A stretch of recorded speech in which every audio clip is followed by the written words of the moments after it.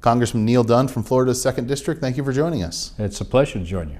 For starters, can you tell us a little bit about your district and the kinds of agriculture we might find in it? Sure. So the 2nd District of Florida is actually the single most agrarian district in the state. We have 4 million acres of forest. We have a lot of peanuts, cotton, row crops, soybean, tomatoes, a lot of horticulture and aquaculture. So a pretty broad range of agricultural products there.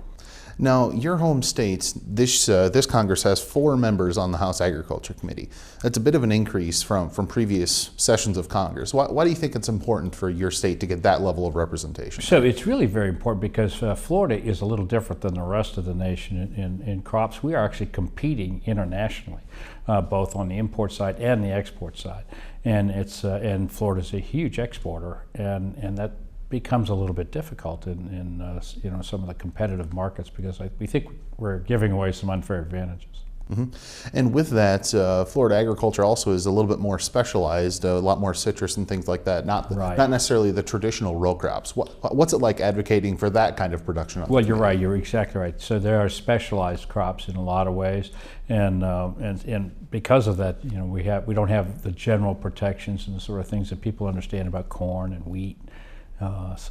We have some work to do to make our products, our agricultural products, to make them abundant, affordable, and secure in a national sense. As a former doctor, what perspectives does that give you on the committee?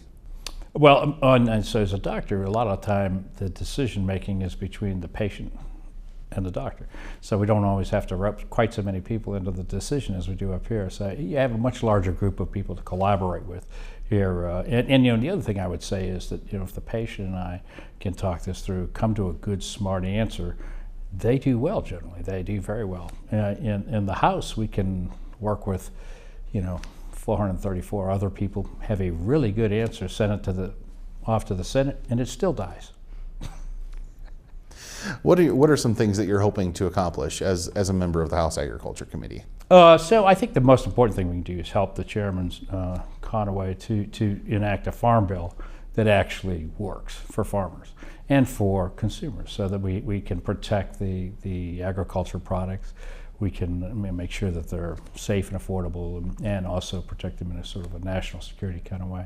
We got to make something that works for all those people. We also have a charge to find a pathway to market for biotech products that are made in America, and we're going to be working on that seriously. We have a letter coming out in the next week or so with 30 members of the Ag Committee that are signed on to try to find a way to do just exactly that. Mm-hmm. Prior to your time in Congress and prior to being a doctor as well, you also spent some time in the military. I did. And there's a lot of conversations that the people in agriculture will have, really stressing the relationship between food security and national security. It's a great point, because if you don't have food security, that is very much like not having national security in a military sense. I mean, you cannot be put in a situation where you literally depend on the outside world for your food supply. And never should a country like America get into that situation anyways. It is fundamentally it is a security issue.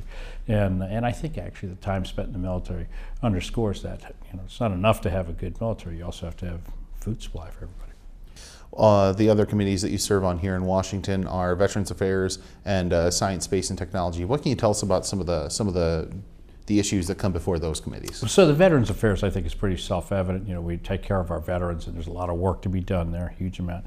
And I'm on the Healthcare Committee there, which makes sense, and that's my principal focus there. On the Science, Space, and Technology Committee, the science, the research that's being done is very important to agriculture. It's important to space. It's important to all sectors of the innovation economy. And we have a chairman there who's committed to getting us back to kind of evidence-based science rather than politics-based science. And I think I can lend some support there. Obviously, I'm excited to be able to be part of that. How do those committees relate to issues that are important to your district? Very much so. So everybody depends on our innovation economy. You depend on whether it's your cell phone, your TV camera, everything, the broadcast medium, rural broadband, and the exploration that we do, whether it's deep space or near space or communication satellites. So I mean, that affects everybody, and I think that not everybody likes to take a deep dive in science, but everybody's deeply dependent on science. There's a lot of folks when they come to Congress in their first term, as you are now, they can point to a litany of experience, maybe in a county commission or a state legislature or something of that nature. But are you coming completely green, or just a little bit green here to the United States Congress? That's interesting. I've never run for public office, so in that sense, yes, I'm green. However, I actually, in addition to being a doctor, I ran a fairly large medical practice. It was over 400 employees. So I'm a businessman. I've run a bank, so I have some experience in business and economics and things like. Obviously, the experience in the military is very helpful too.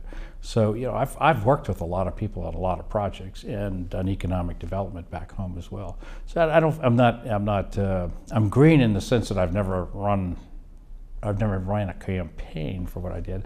Usually, I got jobs that I had earned.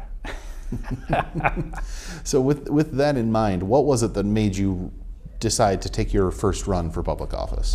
It was really straightforward. We were working very hard back home, in a fairly dismal economy, to solve problems, get the things back on track, and the more regulations heaped on us every day.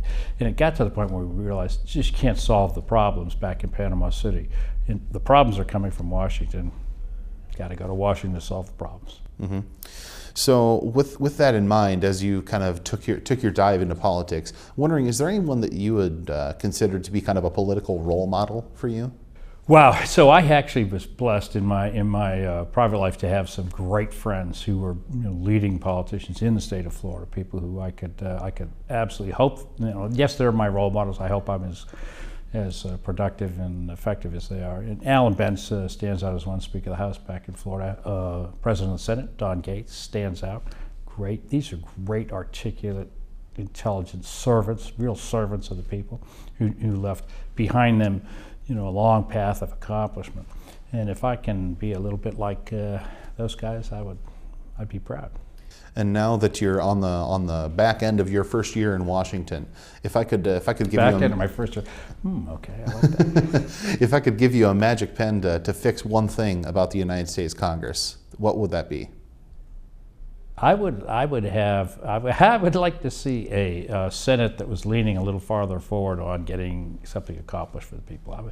I think the House has actually done a pretty darn good job of sending good legislation over to the Senate, and the Senate has occasionally dropped that ball.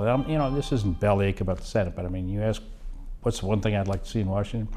I'd like to see a few more senators who are saying, you know what, perfect is the enemy of good. Let's be good.